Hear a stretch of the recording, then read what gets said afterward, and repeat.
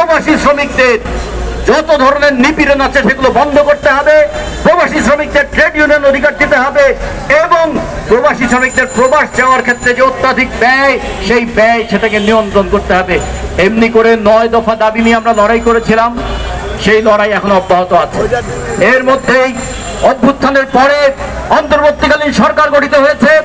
অন্তর্বর্তীকালীন সরকার একটা কমিশন করেছিলেন, শ্রম সংস্কার কমিশন। সেই শ্রম সংস্কার কমিশনে 460 পৃষ্ঠায় আমরা বাংলাদেশের 107 ধরনের ট্রেড ইউনিয়নের সঙ্গে কথা বলে বাংলাদেশের প্রায় 450 বিভিন্ন খাতের শ্রমিকদের দুঃখ দুর্দশার কথা তুলে ধরে আমরা সেখানে একটা সুপারিশ প্রণয়ন করে সেটা 21শে এপ্রিল প্রধান উপদেষ্টার কাছে জমা দিয়েছি। এপ্রিল গেল, মে মাসের 1 তারিখে তিনি বললেন শ্রম কমিশনের সুপারিশ বাস্তবায়ন করা হবে।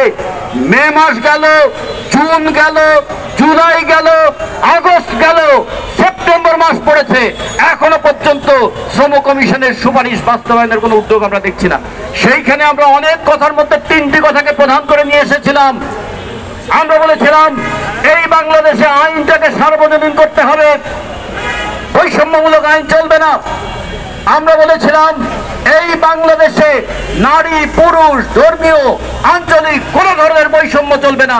মাতৃত্বকালীন ছুটি কারো জন্য 6 মাস, কারো জন্য 4 মাস এবং কারো মাতৃত্বকালীন ছুটি নাই, এই ধরনের বিধান বাংলাদেশে চলবে না। আমরা বলেছিলাম যে এই বাংলাদেশে এমন ভাবে ট্রেড ইউনিয়ন অধিকারকে গণতান্ত্রিক করতে হবে যাতে কোনো অজুহাতেই শ্রমিকদের ট্রেড ইউনিয়ন অধিকার সংকুচিত করা না যায়। আমরা এই শ্রম সংস্কার কমিশনের সুপারিশে বলেছিলাম আউটসোর্সিং সম্পূর্ণভাবে বন্ধ করতে হবে, ঠিকাদার প্রথা বাতিল করতে হবে, স্থায়ী কাজে অস্থায়ী শ্রমিক নিয়োগ করা বন্ধ করতে হবে, ডেইলি মজুরির নামে এক ধরনের নিপীড়ন চলছে সেটাকে বন্ধ করতে হবে এবং সবশেষ আপনারা দেখেছেন একটা সার্কুলার করা হয়েছে, সেখানে ডেইলি মজুরদেরকে সাময়িক শ্রমিক হিসেবে আখ্যায়িত করা হয়েছে। আমরা বলি এটা ডেইলি মজুরি শ্রমিকদের সঙ্গে আরেক দফা প্রতারণা এবং তাদের কাজ এবং অধিকারকে আরেকভাবে সংকুচিত করার একটা চেষ্টা, আমরা সেগুলোকে বন্ধ করার কথা বলেছিলাম। সেই সমস্ত কথা বলে আমরা বলেছি শ্রম সংস্কার কমিশনের সুপারিশ বাস্তবায়ন করো, স্কপের 9 দফা সেটাকে মেনে নাও এবং শ্রমিকদের উপর নিপীড়ন বন্ধ করো।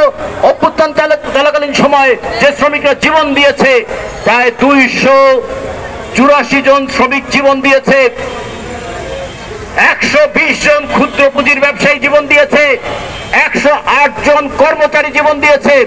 এই জীবনের উপর দাঁড়িয়ে থাকা সরকার শ্রমিকদের